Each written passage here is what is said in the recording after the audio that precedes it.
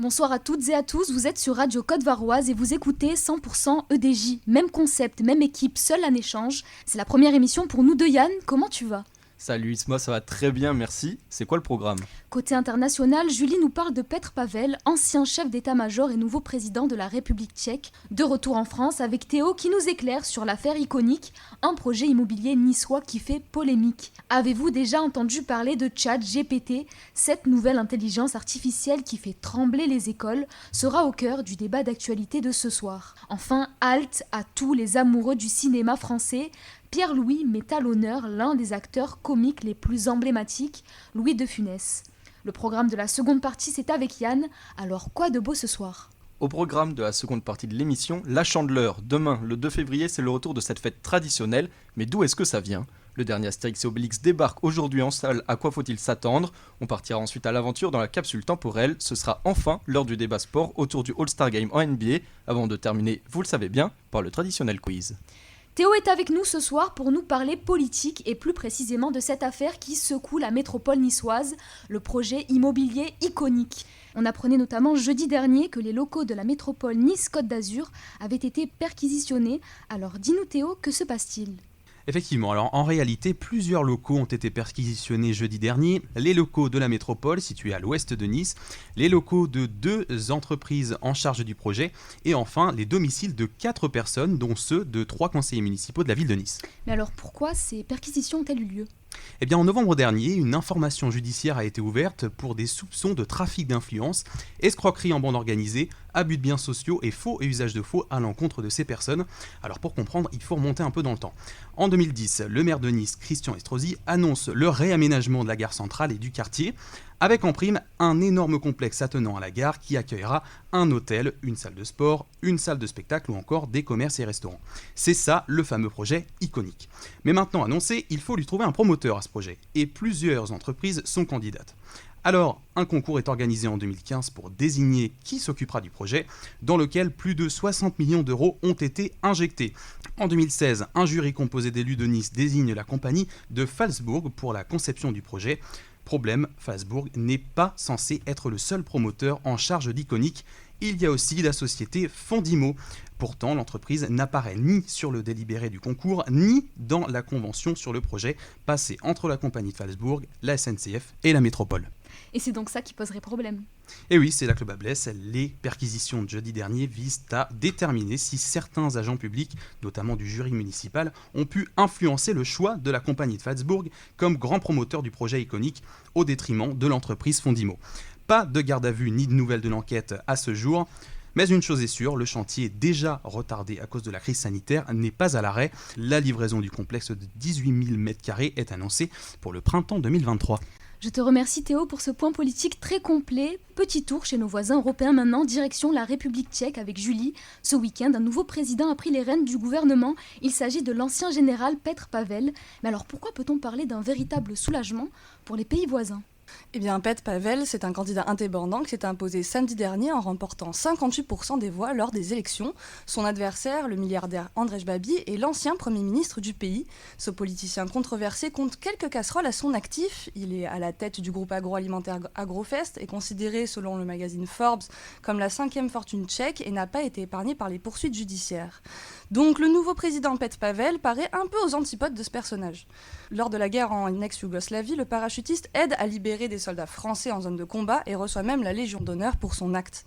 Il devient ensuite chef de l'état-major tchèque, puis entre au comité militaire de l'OTAN jusqu'en 2018, soit le plus haut poste de responsable militaire de l'Alliance Atlantique. Depuis, le sexagénaire à la barbe et aux cheveux blancs s'est imposé comme un ardent défenseur de l'appartenance de son pays à l'Union européenne et à l'OTAN. Il me semble même que le président ukrainien Volodymyr Zelensky a été l'un des premiers à féliciter Petr Pavel pour son nouveau poste. Oui, exactement, et ce n'est pas étonnant, Petr Pavel est un fervent partisan de la défense militaire ukrainienne. Le président sortant Miloš Zeman entretenait au contraire des liens assez étroits avec la Russie avant de faire brusquement volte-face au moment de l'invasion en février 2022. Le nouveau chef du gouvernement a de son côté promis d'être un président indépendant et d'appuyer la candidature de Kiev pour devenir membre de l'Union européenne. M. Pavel a également soutenu les mariages homosexuels et les adoptions d'enfants pour les couples du même sexe. Mais en République tchèque, c'est le régime parlementaire qui prédomine. Les pouvoirs du président sont donc essentiellement représentatifs et honorifiques. Il pourra néanmoins nommer le gouvernement, choisir le chef de la Banque centrale et les juges constitutionnels, et doit aussi assurer le commandement suprême des forces armées et signer les lois. En sortant vainqueur ce week-end, M. Pavel a estimé que des valeurs telles que la vérité, la dignité, le respect et l'humilité ont gagné cette élection. J'ai envie de vous dire qu'avec un palmarès comme le sien, ça a l'air bien parti, mais nous verrons bien ce qu'il en est pendant les 5 ans de son mandat. Je te remercie Julie pour ton point international. On se retrouve pour le débat actualité après un court instant de pub. À tout de suite. Vous êtes de retour sur 100% EDJ, place au débat d'actualité. ChatGPT, c'est le nom sur toutes les bouches en ce moment. Cette intelligence artificielle développée aux États-Unis fait fureur. L'application a réponse à toutes, j'ai bien dit toutes nos questions. Alors cette nouvelle IA peut-elle remplacer les humains et faut-il la craindre? Autour de la table ce soir, Théo, Julie, Stéphane et Valentin pour nous en parler. Bonsoir à tous. Bonsoir. Bonsoir.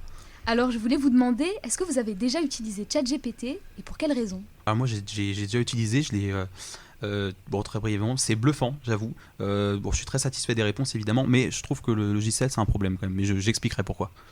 Quelqu'un d'autre autour de la table a déjà utilisé, Julie? Oui, et j'ai demandé de faire des exercices différents, de faire des synthèses. Et en fait, ce que je trouvais intéressant, c'est qu'on pouvait faire des synthèses assez factuelles, mais on pouvait aussi ajouter un ton en demandant qu'il ait un ton ironique, sarcastique. Et ce genre de choses, par contre, il l'intègre et ça peut être sympa. Après, je trouve qu'il y a beaucoup de blabla. Alors, j'ai moi aussi eu recours à ChatGPT. J'ai trouvé ça plus efficace qu'un moteur de recherche traditionnel puisque l'IA me proposait des réponses détaillées et sourcées. Alors, j'ai remarqué parfois que les informations pouvaient être fausses ou inventées par l'application, donc il faut rester toutefois vigilant. À vos yeux, quels sont les avantages, les inconvénients et les limites d'une intelligence artificielle aussi avancée? Valentin? Les avantages, c'est que ça peut aider dans la société.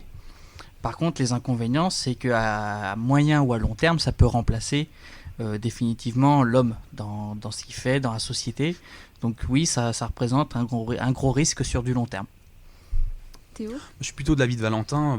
Je pense que c'est plutôt des inconvénients. C'est-à-dire que pour moi, l'intelligence artificielle, c'est un cerveau d'humain, nouvelle génération. Et pour ceux qui pensent comme moi qu'on assiste un peu à une régression intellectuelle de la société, c'est assez inquiétant. C'est-à-dire qu'on vous dit, bon voilà, vous êtes déjà débile, vous allez rester et vous allez encore plus le devenir avec ce logiciel-là. Ce logiciel, c'est un pas de plus vers l'aliénation, selon moi, je pense. Je dirais plus loin encore. Plus besoin de penser, il suffit de demander à Super ChatGPT. Et puis, même si c'est très simple, alors, je dis pas, c'est un peu OK Google, mais écrit. C'est à cause de l'essor d'Internet qu'on lit plus de livres et que les gens s'abrutissent. Et je pense que ça contribue à ça.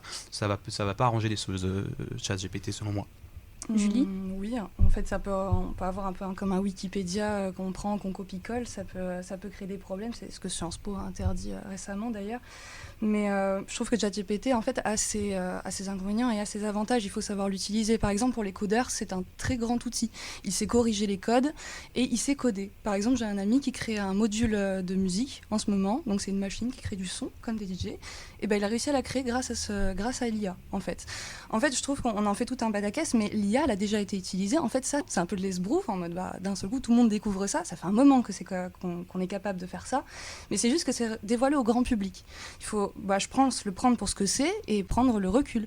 Le ChatGPT, ce n'est pas un moteur de recherche. Ça n'a pas une base de données. Ce n'est pas relié à Internet. Par contre, il s'auto-alimente et il évolue. Et il apprend, en fait. Donc, si on lui met dans la tête que 2 plus 2, ça fait 5, si on lui répète un certain nombre de fois, il va l'intérioriser. Donc, il va dire que c'est vrai.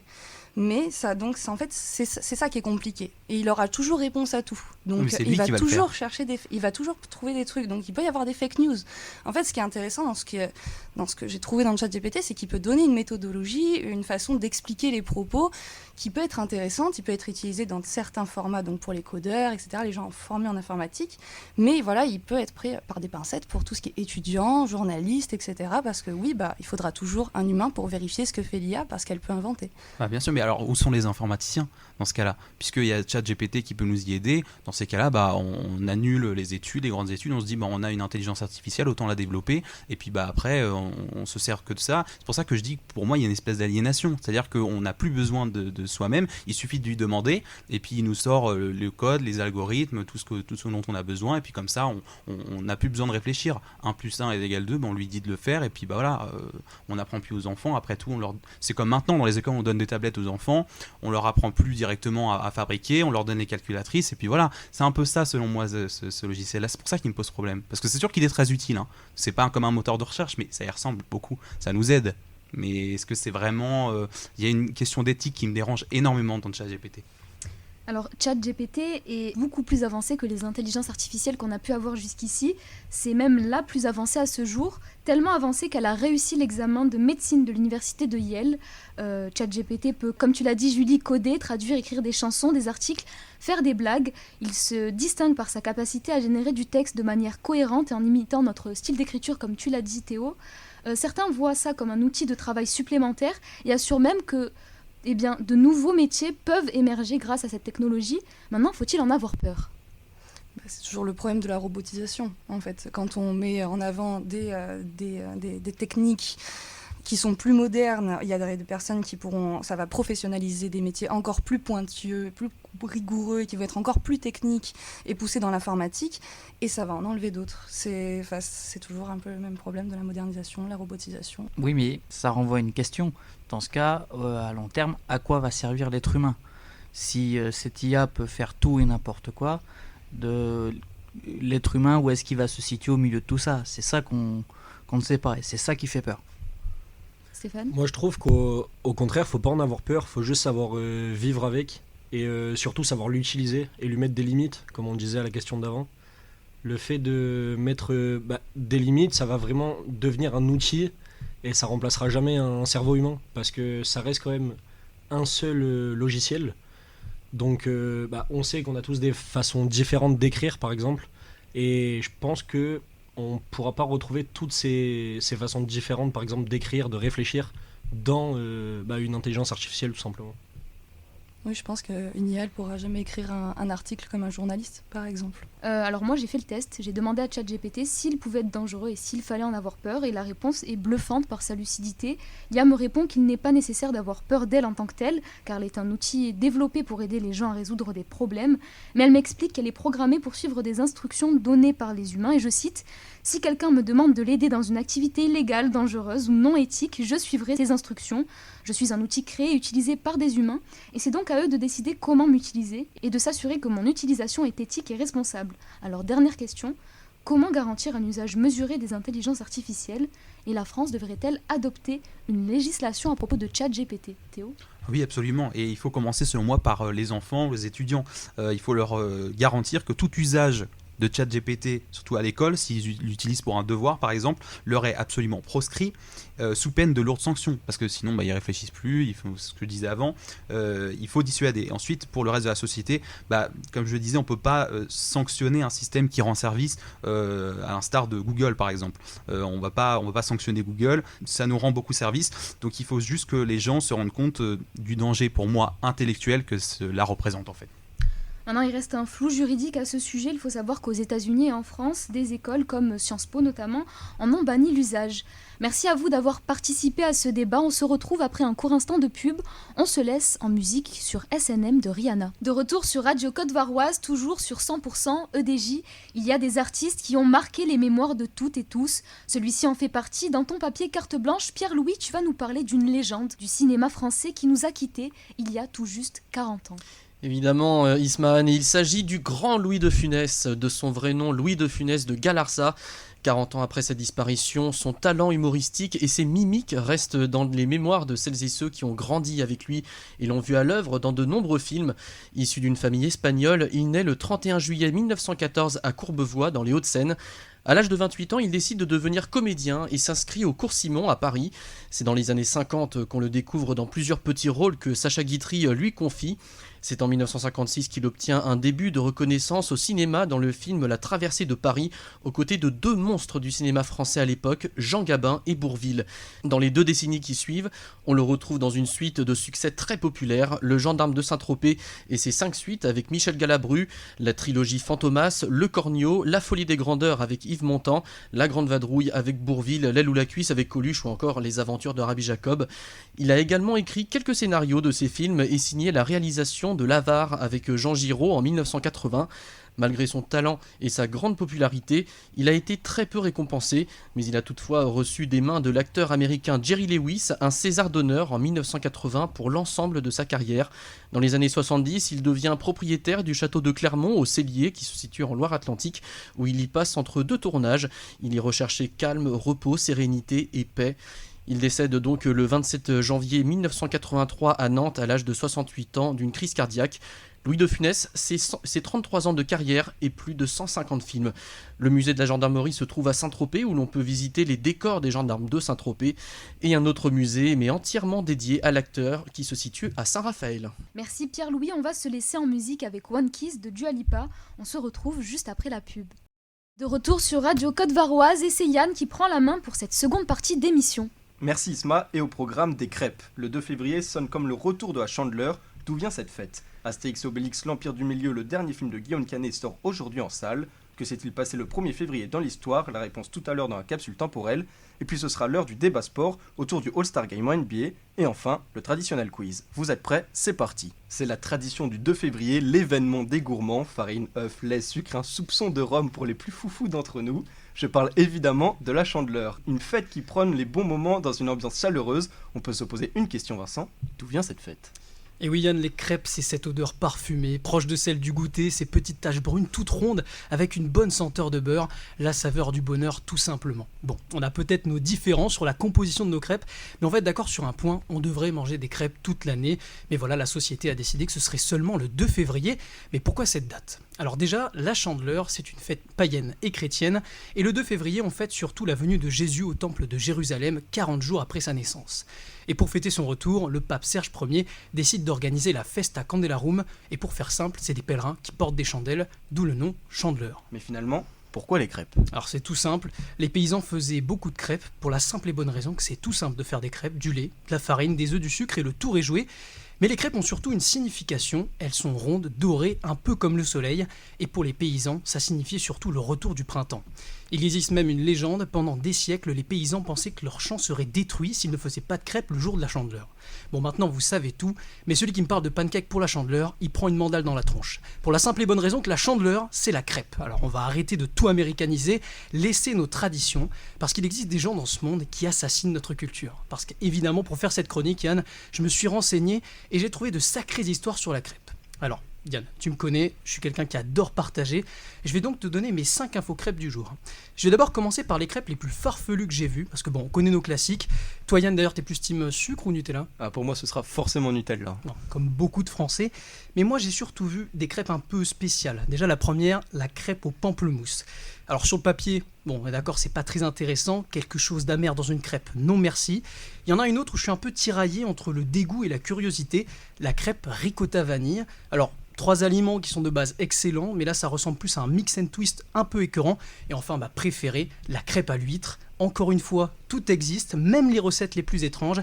Et puis comme une crêpe à l'huître c'était pas suffisant, on a aussi la chantilly à l'huître sur la crêpe, toujours plus. Alors après l'instant dégoût, je vais quand même parler record. La plus grande réunion de gens faisant sauter des crêpes, ça a lieu tous les ans à Sheffield. En Angleterre, ils étaient 930 à se réunir une après-midi à faire sauter des crêpes en même temps. Bon, on s'occupe un peu comme on peut en Angleterre. 559 crêpes en 1 heure, c'est le Canadien Bob Bloomer qui est le plus rapide faiseur de crêpes au monde. Un titre quand même assez honorifique. 76 cm, la plus haute tour de crêpes du monde réalisée en Australie par Andy Warble. chacun sa passion, et enfin mon préféré, le plus gros mangeur de crêpes. On a des concours de burgers, des plus gros mangeurs de hot dog. Évidemment, il fallait bien que ça existe pour la crêpe. Eh bien, le record, il est français, cocorico. Il s'appelle Axel Poussé. Il a ingurgité 22 crêpes en moins de 38 secondes. Là, ça soulève quand même le respect. Et Yann, qu'on se le dise franchement, t'es un des plus gros gloutons que je connaisse. Toi et moi, on sait que t'es capable de battre ce record, donc je compte sur toi, on s'y met dès demain et on vise les 23 crêpes. Et pour terminer, quand on pense à la Chandeleur, on pense aussi à ce fameux geste, le sauté de crêpes. Je vais quand même vous laisser avec un dernier petit tips. Si votre année 2023 a mal commencé, réussir à faire sauter une crêpe de la main droite avec une pièce de monnaie dans la main gauche, c'est s'assurer la prospérité pour le reste de l'année. Et bon appétit bien sûr, merci Vincent. Direction le 7e art avec Guillaume, tu es allé à l'avant-première du dernier Astérix qui sort aujourd'hui en salle. À quoi doit-on s'attendre ? Bonsoir mon cher Yann. Pour être honnête, j'y allais un peu à reculons à cette avant-première. Mais en même temps, j'étais assez curieux du travail qu'allait nous fournir Guillaume Canet derrière la caméra. La salle était remplie, il y avait une majorité d'enfants qui frissonnaient pour la plupart à l'idée de voir leur premier Astérix au cinéma.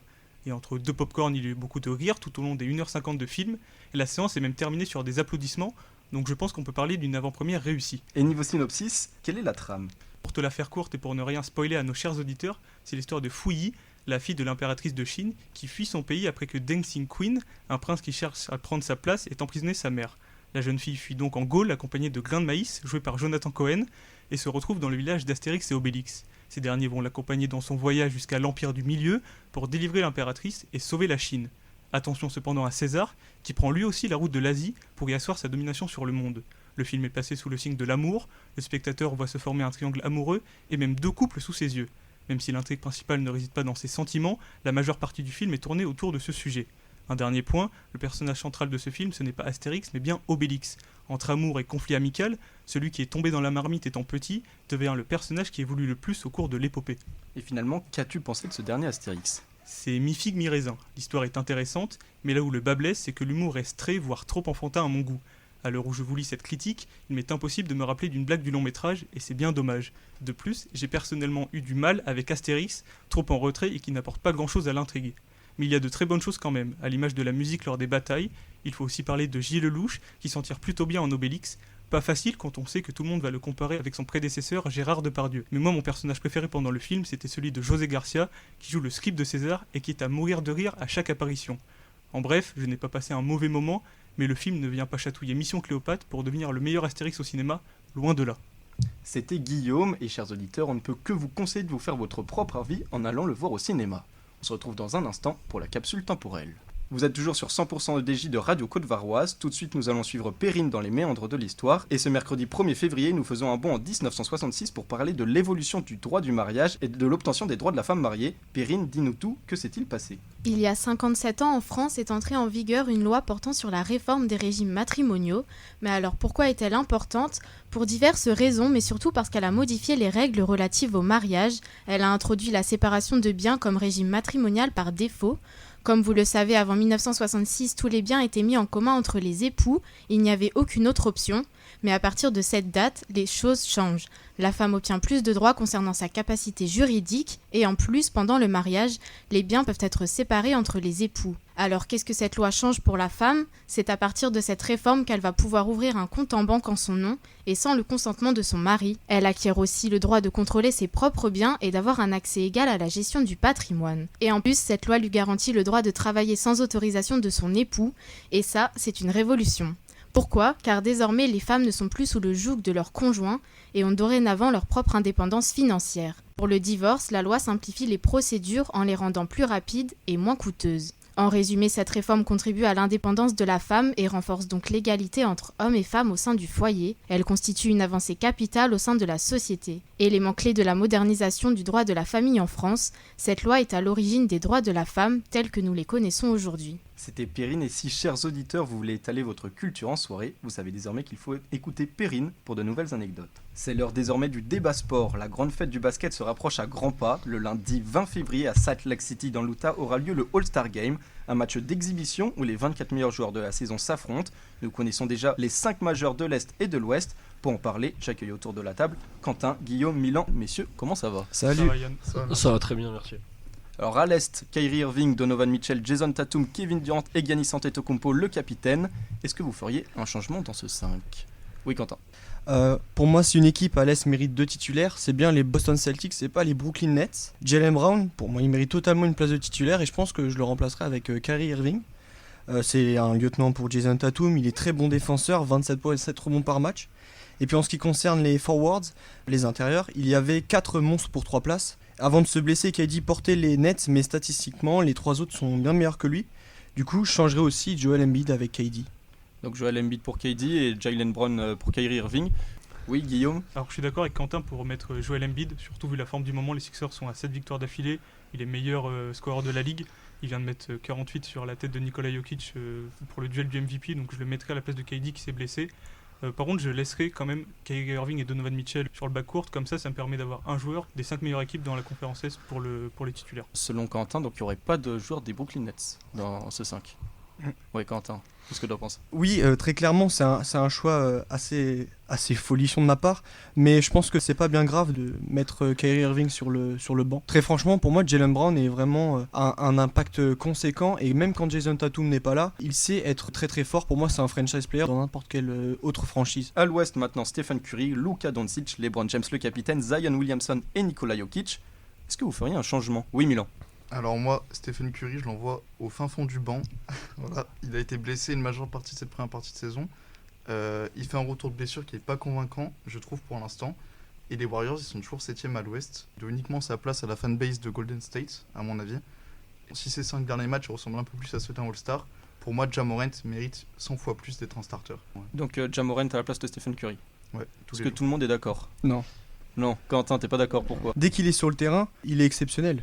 Il score à peu près 30 points par match. Les Warriors, dès qu'il n'est pas là, ça ne va pas. Et ce qui prouve pour moi à quel point c'est lui aussi un MVP dans une franchise. Quoi qu'il arrive, dès qu'il n'est pas là, ça va pas. Donc c'est difficile. Après oui, bien entendu, les Grizzlies méritent clairement d'avoir un titulaire. Ja Morant postule pour ce poste. Et puis je penserais de même pour Shai, qui illumine la saison du côté d'OKC. Mais franchement, quand il y a Steph et Luka Doncic en face, malheureusement, il n'y a rien à faire. Les mecs sont trop forts. Et pourtant, en début de saison, Stephen Curry jouait et les Warriors n'étaient pas bons. Au-delà de la présence ou non de Steph, faut aussi remettre les choses dans le contexte.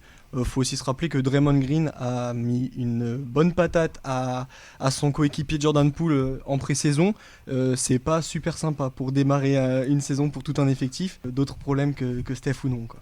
On est donc bien d'accord là-dessus. Il reste donc encore 7 joueurs à choisir à l'Est et à l'Ouest. À l'Est, nous pouvons vite nous mettre d'accord sur James Harden, Jaylen Brown, Julius Randle, Bam Adebayo et Joel Embiid, qui sont vos derniers joueurs à ajouter. Oui, Guillaume. Moi, je pense qu'on s'est tous d'accord, je mettrais Tyrese Haliburton. Alors même s'il est blessé en ce moment, c'est le meneur des Pacers. Les stats pour les passes décisives ne sont pas encore comptées du côté de James Harden, donc il reste pour l'instant le meilleur passeur de la ligue. Il est en 20 points, 10 passes de moyenne. Les Pacers sont une équipe qui joue le play-in, on les attendait peut-être beaucoup plus bas, donc je le mets évidemment All-Star. Et le deuxième, ça fera peut-être plus débat, mais je mets Trae Young. Au début de saison, il n'était pas très fort, ses pourcentages sont un peu en baisse par rapport aux autres saisons, mais depuis un mois quand même, il a réélevé son niveau de jeu. Les Hawks sont actuellement 8ème de la conférence Est, donc comme ça fait... J'aime bien avoir un All-Star un peu dans chaque équipe, et je me voyais pas mettre par exemple Jalen Brunson, parce que de Knicks ça me paraît beaucoup. Pascal Siakam a des énormes stats, mais les Raptors sont 12ème, donc ça me paraît un peu bas pour mettre un All-Star à Toronto. Ok, très bien. Est-ce que vous avez un autre choix ? Tout le monde est d'accord avec Trae Young et... Non, Milan. Je vais te faire plaisir, mais moi je mets Garland. Hein. Garland, pourquoi alors ? Parce que je trouve que justement quand Donovan Mitchell a été absent, il a répondu présent, il a aidé dans les wins, et pour moi c'est l'un des meilleurs guards de l'Est, donc il mérite. Et pourquoi plus Darius Garland que Jrue Holiday ? Pourtant les stats et le bilan des Bucks est meilleur que celui des Cavs. Je trouve moins impactant, Jrue Holiday. Peut-être que défensivement il apporte plus, mais franchement pour moi les Cavs méritent d'avoir 2 All-Stars cette saison, peut-être plus que les Bucks en vrai. Oui, Quentin. Pour le coup, moi je vais être en désaccord. Je crois que ce soir je vais être en désaccord avec tout le monde. Moi je partirais sur Jrue Holiday aussi, parce que en l'absence de Chris Middleton, il a parfaitement endossé ce rôle de lieutenant numéro 1 de Giannis. Et même lorsque Giannis il était absent pour ménager son genou, il a été un très bon leader, que ce soit offensivement comme défensivement, mais ça on le sait, défensivement Jrue c'est l'un des meilleurs défenseurs d'un point de vue extérieur aux côtés de Marcus Smart par exemple. Et puis de ce fait, dans le top 4 à l'Est, chacun posséderait 2 joueurs pour le All-Star. Donc voilà, pas de jaloux. À l'Ouest, des noms paraissent évidents, comme Shai Gilgeous-Alexander, Ja Morant, Paul George, Lauri Markkanen et Domantas Sabonis, qui prennent les 2 dernières places. Oui, Guillaume.